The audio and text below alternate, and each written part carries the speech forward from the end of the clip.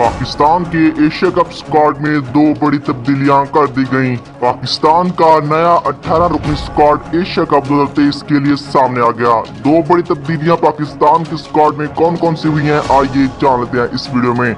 लेकिन उससे पहले इस वीडियो को लाइक तो कर दें और हमारे चैनल को सब्सक्राइब करके साथ में बेल के आइकन को प्रेस कर दें ताकि आपको क्रिकेट के हवाले से लेटेस्ट अपडेट वक्त पर मिल सकें।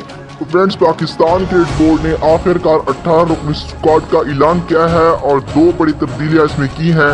पाकिस्तान के नए स्क्वाड में नंबर 1 पर है कप्तान बाबर आजम, नंबर 2 पर वाइस कैप्टन शादाब खान जो कि ऑलराउंडर है, फिर नंबर 3 पर ओपनर बल्लेबाज फखर जमान को भी पाकिस्तान के स्क्वाड का हिस्सा बनाया गया है, जबकि नंबर 4 पर एक और ओपनर बल्लेबाज इमाम उल हक भी स्क्वाड में शामिल है। नंबर 5 पर अब्दुल्ला शफीक को भी इस स्क्वाड का हिस्सा बनाया गया है, जबकि नंबर 6 पर इफ्तिखार अहमद जो कि चाचू के नाम से जाने जाते हैं वो भी शामिल है। नंबर 7 पर एक नए प्लेयर की एंट्री हुई है, वो साउथ शकील है। फिर नंबर 8 पर wicket keeper batsman Mohammad Haris का नाम भी इसमें शामिल है।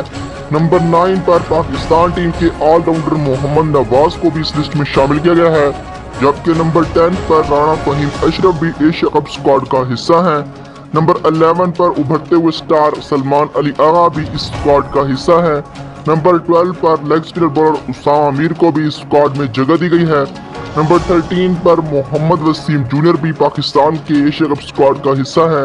नंबर 14 पर नसीम शाह, जबकि नंबर 15 पर शाहीन शाह आफरीदी और नंबर 16 पर हारिस रऊफ का नाम शामिल है, और नंबर 17 पर wicket keeper batsman Mohammad Rizwan और नंबर 18 पर तैयब ताहिर रिजर्व में शामिल हैं।